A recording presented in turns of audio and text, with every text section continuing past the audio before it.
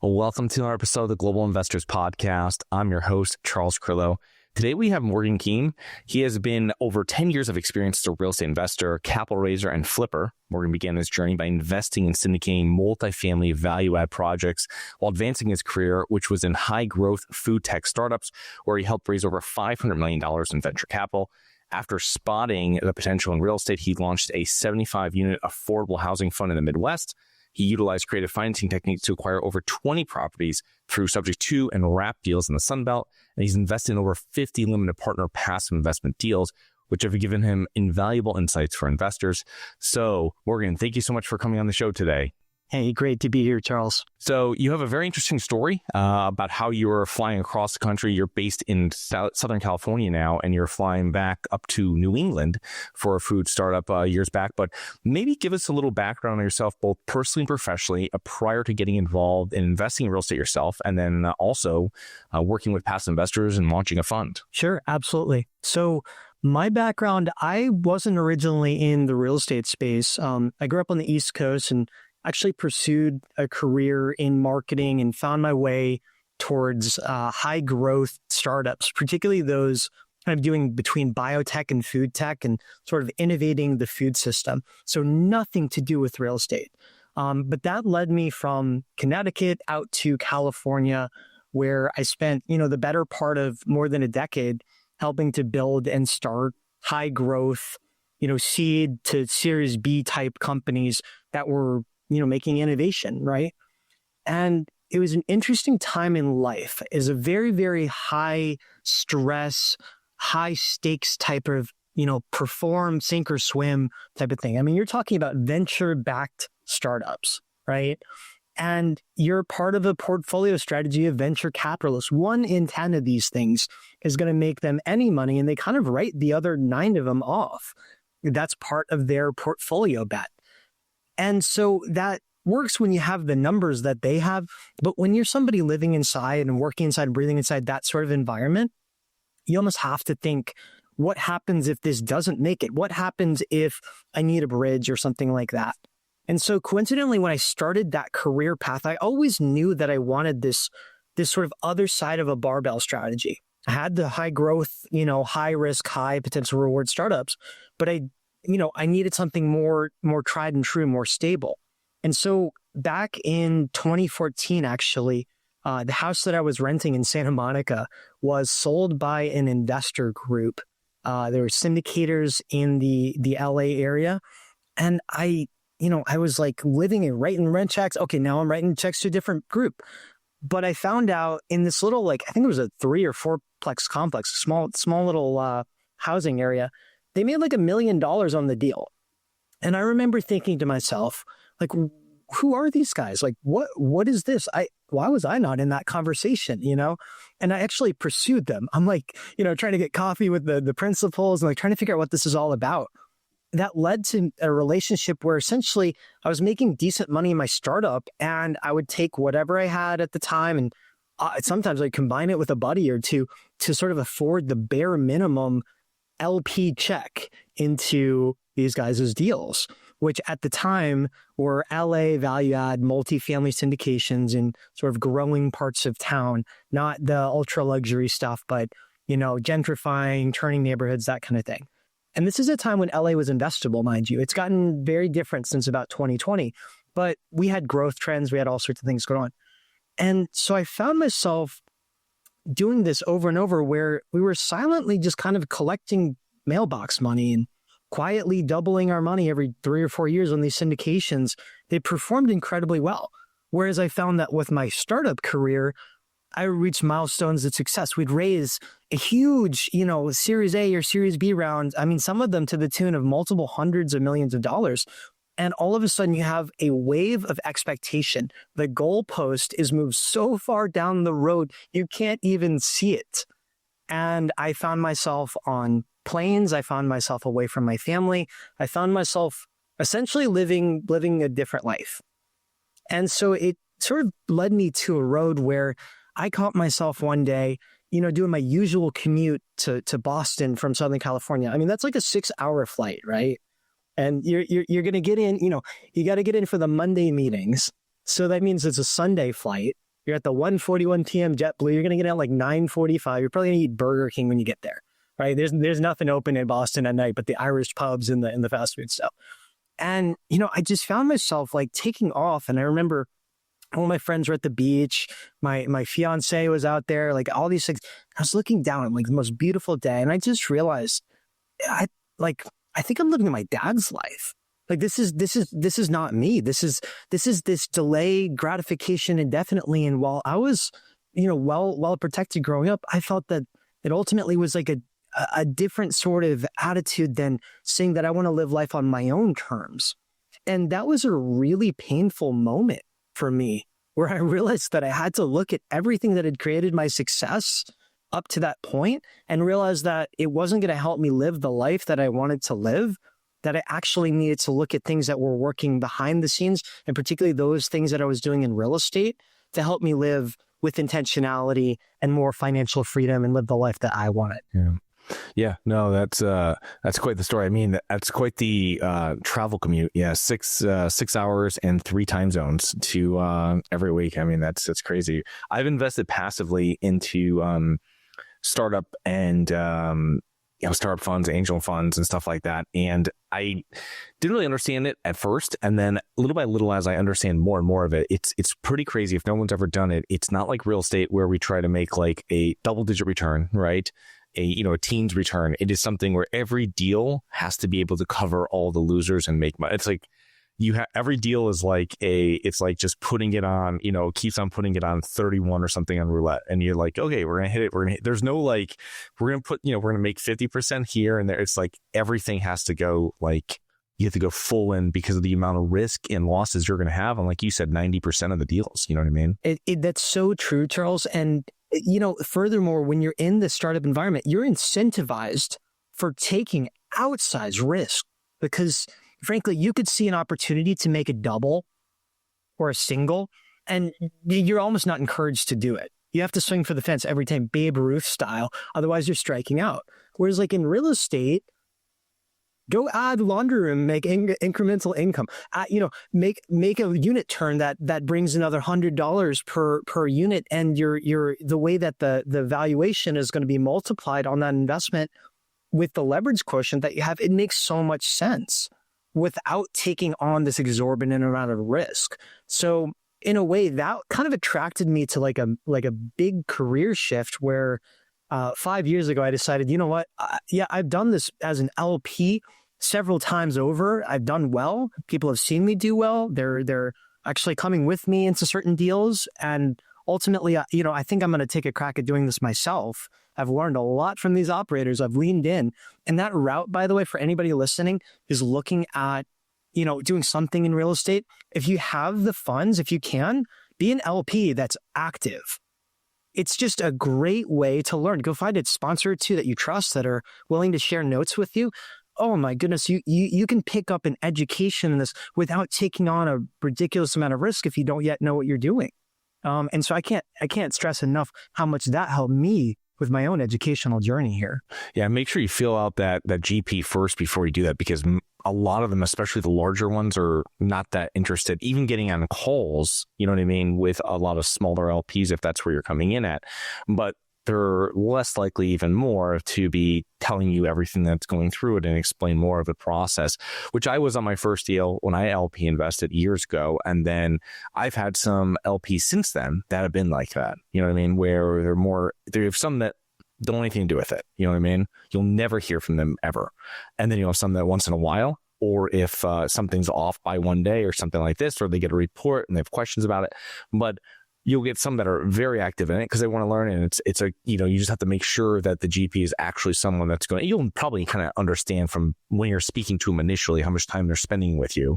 Because if they're not spending much time with you up front, they're probably not going to spend much time with you during the deal, of what I would think. No, that's exactly right. It's there definitely is a matching exercise, right? When you're doing that, and it's not just about the deal and the market and the strategy and the exit terms. It's about the alignment with the sponsor and what kind of experience you want to have out of it, right? And you're right that some sponsors, they want to put a 10-foot wall up.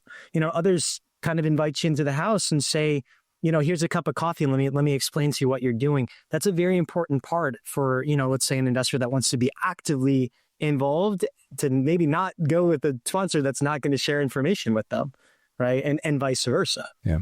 Yeah. No, that makes perfect sense. So kind of moving forward to what you're doing now, can you give us an overview of what Ocean Ridge Capital's, your company's current investment criteria and strategy is? Yeah. So our whole focus right now is on elevating the standard of affordable housing in America. I mean, there's something like 5 million missing housing units. And we do hear about this, are certain markets oversupplied?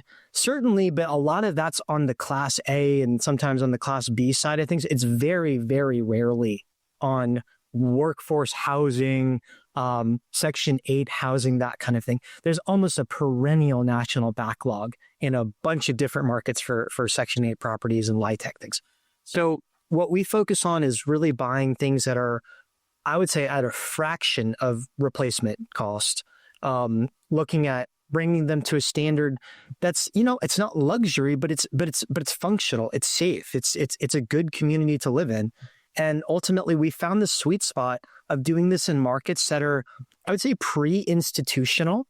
We're not going to compete with everybody in Dallas or Phoenix. We're going to find tertiary markets where we can find really excellent cash flow and nice going in cap rates, where we can then kind of be like a professional operator in a smaller market and deliver better product to the market than it's even used to seeing, which drives our lease up and ultimately helps us to create value for operators.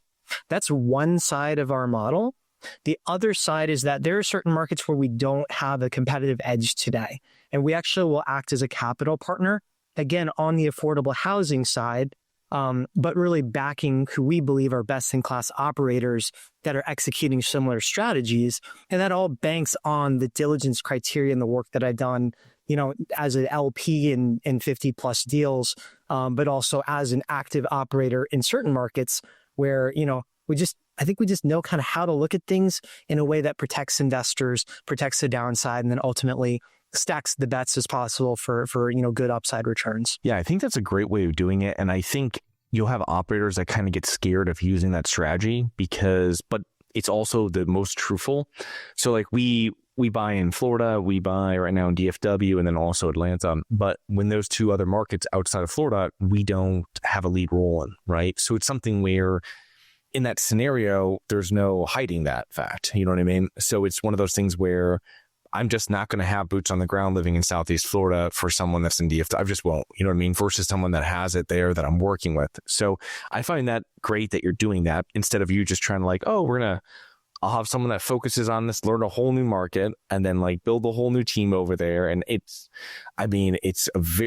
takes many years. You know what I mean? You're probably talking a decade really to build a solid team with contractors, with a great property manager that you don't have to keep on switching, all this kind of stuff. So that's a great model. I wanted to talk to you about the new supply coming on and what you're talking about, because so we went through, almost like 500,000 units came online in 2024. Those were A, like you said. Obviously, it doesn't make sense really to build C or B because for a little bit more, you can put all the nice finishes in it. But as I'm mainly a B class investor now, started off in C class many years back. The thing though is that I don't think that really affected us so much in C class, but obviously it does in B. So do you think there's how does that bleed down? Because there is a bleed down effect. Obviously, if you own D class properties, it's not going to touch you. But I mean, like obviously coming into like C plus, your B minus, which I would imagine what you consider is like your core workforce housing, right? So are you saying that there's not much effect on those properties? And I also want to just preface one thing too, is that when these 500,000 units came online, they're mainly concentrated in like 20 main markets in the United States. So that's another part too that I just want to get out there. But what do you feel like, how does that affect, and where do you think that line kind of is in the sand where new product really doesn't affect when you go below it? Yeah, no, you're so right about that. And look, you're right that 500,000 units came online last year, and what is it? Almost all of them were absorbed, or maybe north of 460,000, right? Where now we're having supply start to fall off a cliff, especially looking out a couple of years.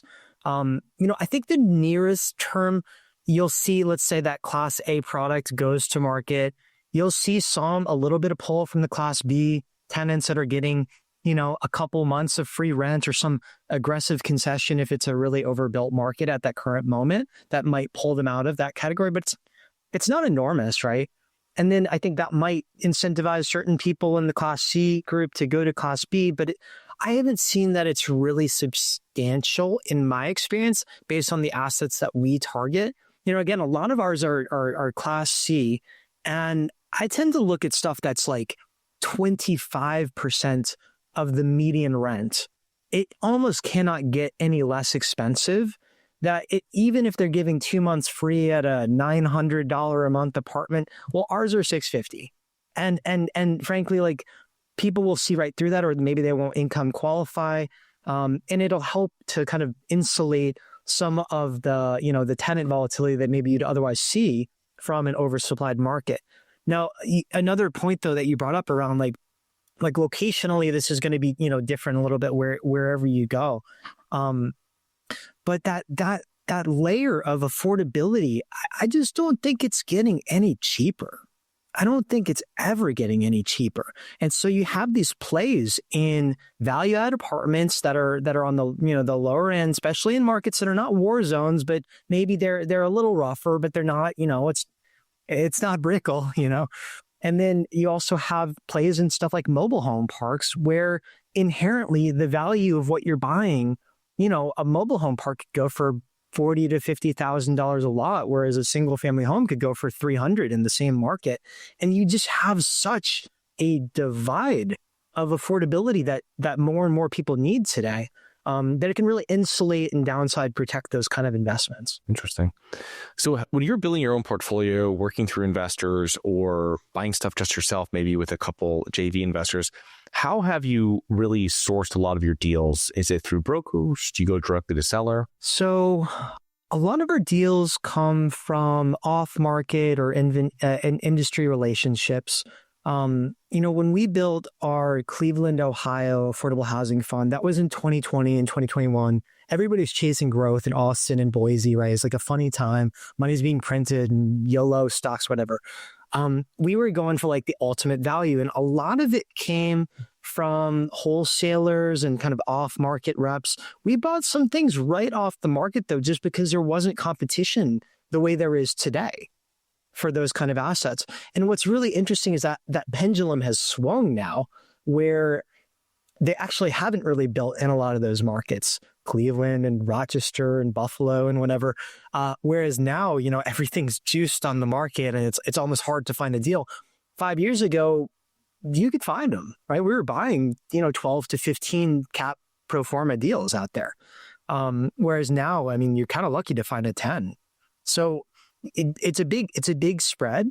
In terms of the ones that will back when there's another operator, I spend a lot of time just networking, diligencing other sponsors' opportunities, trying to get a feel for who has the best deal flow, but also who has just paramount integrity, who's very conservative in their underwriting. Those kind of relationships are the ones that I'll tend to prioritize when deal flow comes through. And then I'll kind of pair that into, hey, well, what are we looking for in the asset, in the market, in the exit, in the return profile, that kind of thing. What do you look for with these other operators that you partner with in regards to their team? This is something that I've really started digging down more into, and not just property management team for sure, but also who they're using in regards to, as we've seen over the last few years, who your lender is, and that lender relationship is extremely important, especially if you're going through what we just went through and what people are going through right now. What are your thoughts on that? Yeah, team is everything, right? It's make or break on the investment, and it's not just about the operator, it's who they have on the ground. I tend to look for rinse and repeat, who's done deals in the market before. I like to see people vertically integrated, as long as it doesn't pull them away from being excellent across what they're doing, right? Because the sponsor has a lot of different responsibilities. If vertical integration is something they're doing, I want to see case studies about how they've turned around other properties in their portfolio before I'm even going to look that direction, because you're essentially banking on their management as opposed to an outsized management company. And that could be a great play, but they need to be staffed in that market, right? So I think that would be a key one. For the lenders, I tend to like when they've done deals before with the lenders, same lender, it's going to reduce the risk. There's some relational capital. It tends to be a strong play when they've, when they're on first name basis, right? And it's just a little bit more of a, hey, we've played well in the sandbox before. Because I've also seen a lot of people that have had the rug pulled from lenders they haven't worked with. And, it's resulted in either no deal, a loss of capital, or, other kind of negative downside type of things that you could otherwise maybe avoid if they have that capital. Yeah. And I imagine if you are, you're speaking to a broker and they're going to ask you too, if they're representing the seller, they're going to want to know all this too. Right. Especially now when you get into stuff that's a little tougher, they want to make sure a deal's closing just so they get paid their commission, but also for their client that the broker's doing what they said they did, right? Finding the best buyer that's actually going to close for the highest price. So I think that's an important thing. I think you have a lot of people that are working on the commission side of it that want to make sure what is your actual, not just that you have funds, that you've done your underwriting on it, that you want to buy the property, but it's also that you have the means and the team you have actually worked with before, and how much have you worked with them before? Yeah. No, couldn't agree more. That it's so important. Do you have money sitting in the stock market and you're worried about it? Or worse, you have money sitting at the bank, not keeping up with inflation? My name is Charles Carillo, founder and managing partner of Harborside Partners. And since 2006, I've been investing my money and my family's money into income-producing properties. These are real assets, real properties with real addresses that produce real cash flow. At Harborside Partners, we provide passive investors who love real estate with a turnkey investing solution. If you want to put your money to work in real estate but can't find deals, don't have the time to get funding, and the last thing that productive people want to do is manage real estate. We find the deals, we fund the deals, and we manage the tenants, the termites, and the properties. Partner with us at investwithharborside.com. That's investwithharborside.com. Go to investwithharborside.com. If you love real estate, you like the idea of passive income, and believe that income-producing properties will appreciate over time, go to investwithharborside.com. That's investwithharborside.com. Morgan, how do you typically structure deals, or in the past, or how do you usually finance your acquisitions? I mean, this could be if they're one-off deals you've done yourself. These could be with what you do with your fund. I mean, how does that usually work? So I've had a combination of approaches here. A lot of what I've done has been kind of just traditional syndication. You'll pool together, investor money. I tend to attract higher net worth entrepreneurs to my ecosystem, particularly those that kind of see what's going on in the affordable housing domain. And so we'll pair together, $50,000 to $500,000 checks to go into certain deals that are, we take a big leg in terms of de-risking them and diligencing them and bringing people into those opportunities. I've done a lot of creative structures, less so in the multifamily space. Not that you can't, I've just had a little more experience with that on the single family side. Back when I was in my startup career, I really looked at real estate as an important tax haven and strategy for kind of insulating passive capital gains. And one of the ways that I found a really good leverage point there was through subject to and seller financing. Subject to is where you'd essentially have the seller keep their mortgage in place, but you make payments. The deed goes into your name, and it's kind of it's an interesting strategy to be able to get, I would say, better than market interest rate loans on your properties. So I found really good inroads there, where it would require so little capital to buy these properties, because kind of what you're doing is buying somebody out of what they see as a liability. We as investors see a 3% interest rate as an asset, but somebody who's behind on their payments might say, I just want to get away from this thing, right? So it's kind of important to see who's sitting on the other side of the table from you and what's really important to them. What's the way that we can creatively structure this deal that's going to benefit everybody here? Because frankly, a lot of people that are selling, even those that have good mortgages, sometimes they're selling and they're underwater after brokerage and closing costs. So they might be more preferential to sell and do a loan assumption or to do a subject to transaction, or maybe they like the income of the property and they own it free and clear. They might really just like to do a seller finance deal with you. So it's kind of about feeling out what's right for them, right? We're not here to take, we're here to serve. And even for the seller, right? We're here to listen to them, try to solve their problem and be the one that can give them what they want.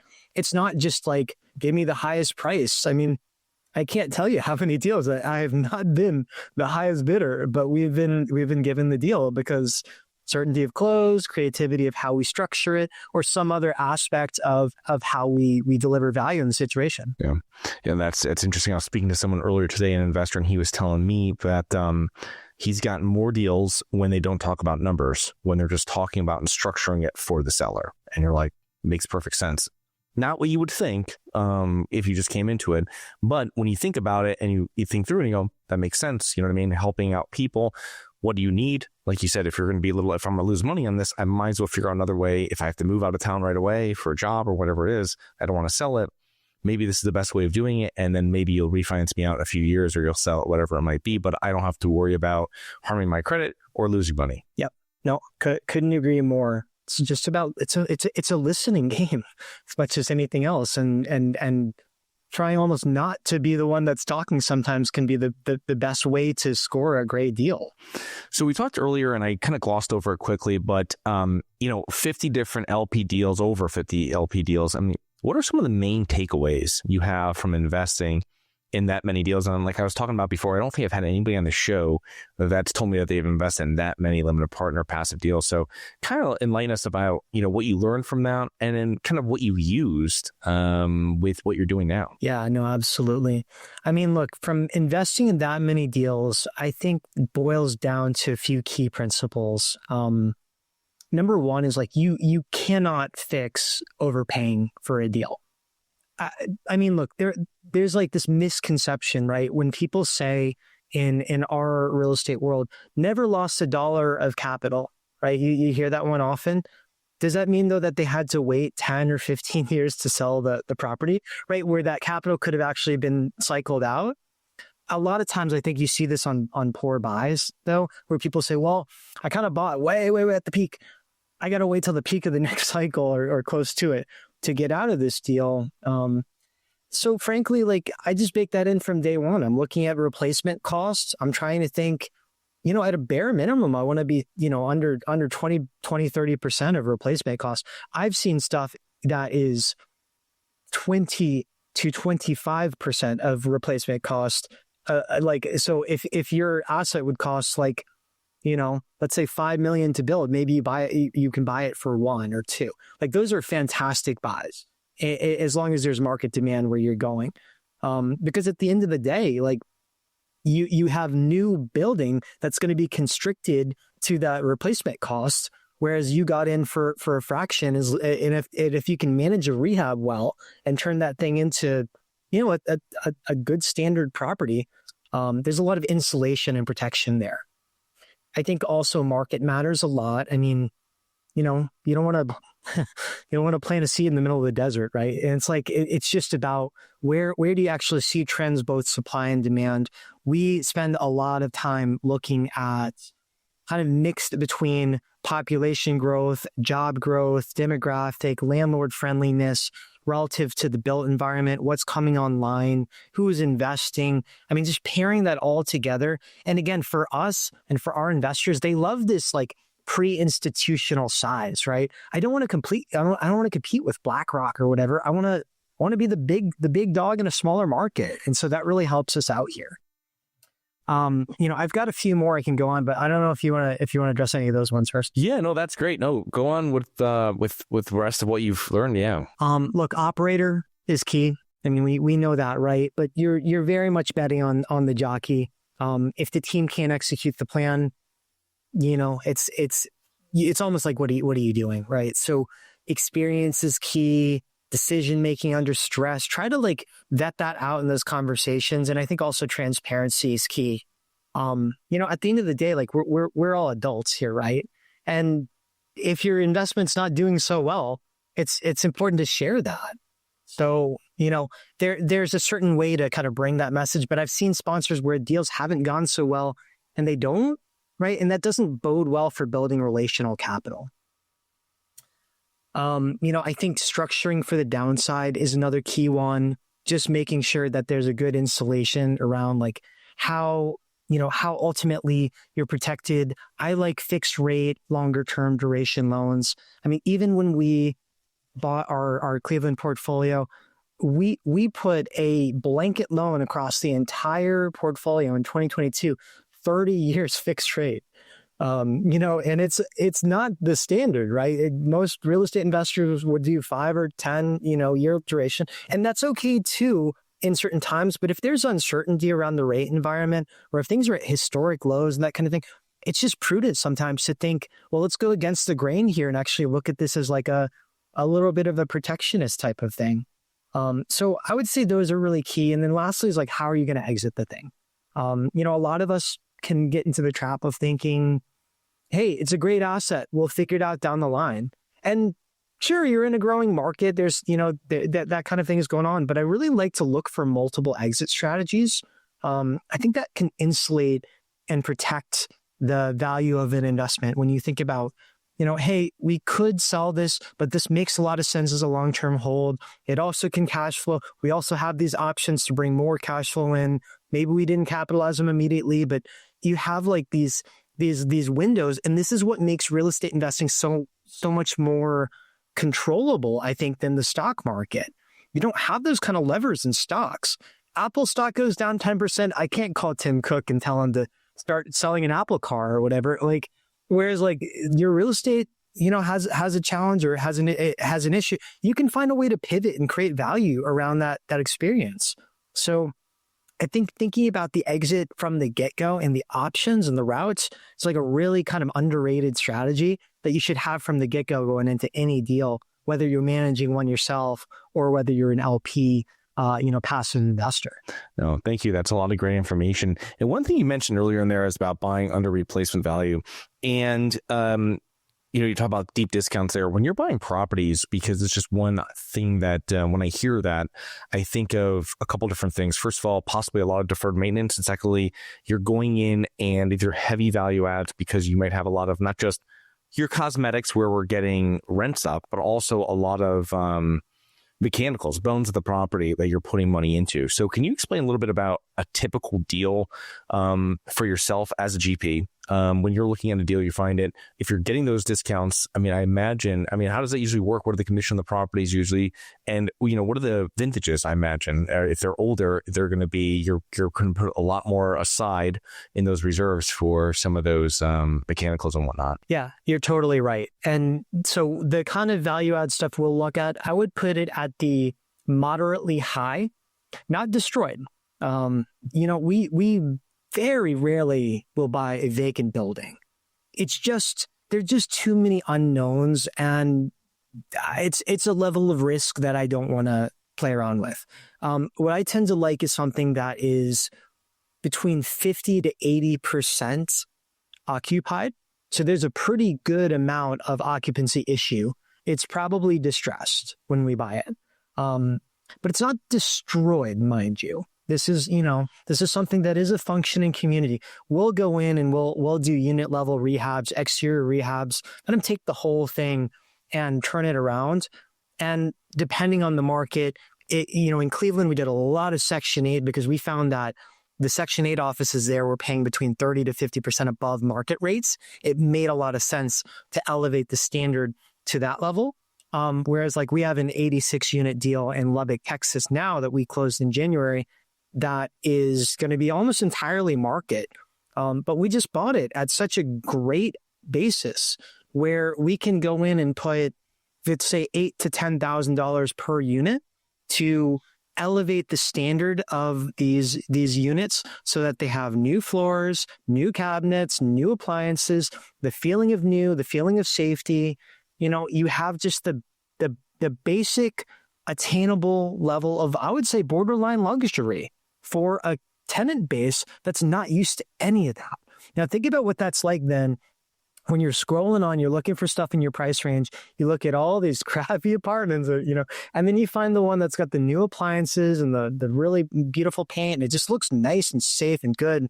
Like that's a differentiator that creates a lot of value to then quickly fill up the units. And ultimately, you can go to the lenders at that point and say, hey, look, we brought this thing from 60 to 90% occupied, and here's where the rents are. And that often gives us opportunities to get out, a sizable amount of capital, to have good exit outcomes in a couple of years. We've experienced lots of those different things even with our Cleveland portfolio, I mean, we were able to sell 7 of our assets in Q4 for, north of 100% return to our investors in a 3.5 year time frame. And we're already under PSA to sell a large other chunk of that portfolio. We'll just do the same rinse and repeat strategy of turning semi-distress into thriving community. And it creates a really significant monetary outcome for our investors. What I found when you're going above and beyond just by that 10 or 15% again to make it, like you said, more of that borderline luxury for a group of tenant base that's not used to that. Number one, you're renting it faster, like you said. And number two, you're getting renewals.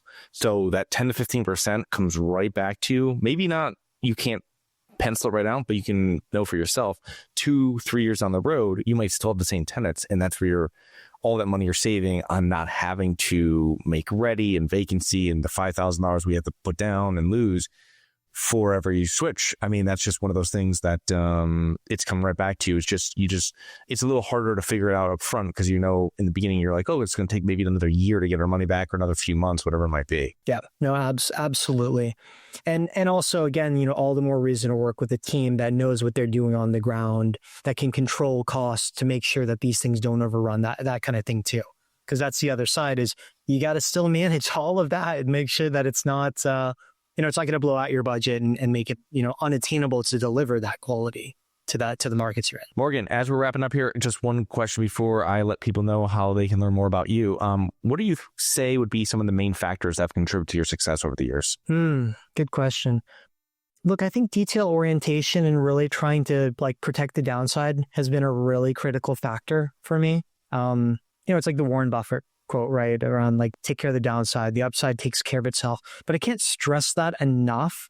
And I mean, I don't know. I found myself around 2019, 2020, 2021, seeing that things didn't have the inherent value of what it seemed like they could sustain, right? I know a lot of people talk that this is a very shocking, how did this all happen? I would have never guessed interest rates, but when rates are 2.25%, they're probably going to go up. And just thinking a little contrarian, I think has really, really helped me because a lot of my investments have been contrarian plays.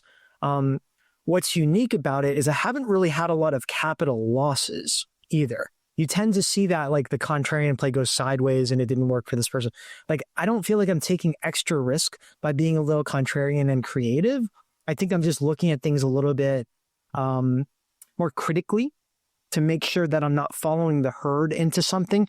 And on occasion, that'll work too. There's a major demand swell. You can make money, following a mainstream trend, but you've got to be there at the right time. And I don't want to compete with a billion people. I want to kind of think independently. And I think our investors really value that kind of thing too.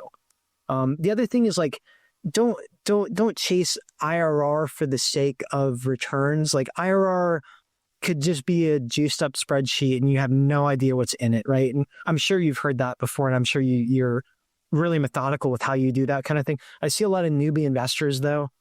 This one's 25%, so I should do this deal. It's you should probably not do a deal because they said it was 25%. Really look at that thing.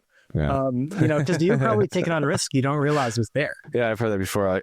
On investor calls, I had someone that says that, they're figuring out the percentage. And I'm like, well, every deal is different. You know what I mean? You're going through, you're just putting some deal that they saw, whatever, with old deals that we had or deals we've done before. And you're like, well, can't really compare them. And the second thing too, is I've heard, we were getting distributions the third month out or something. And you're like, well, that's probably not real cash flow. You know what I mean? It's just, you don't want to say it, but it's also one of the things you're like, well, I mean, they're just giving you back money that you gave them pretty much. It's so these are all things that you learn, I think, after doing so many LP deals and being around syndication and looking at so many different spreadsheets and everything. It's one of the things you kind of figure out and you kind of see through what's being done. And you're like, no, I don't want, this is not for my strategy of investing. So you got it. Yeah, it's all about asymmetries, right? And just making sure that you've got that lens.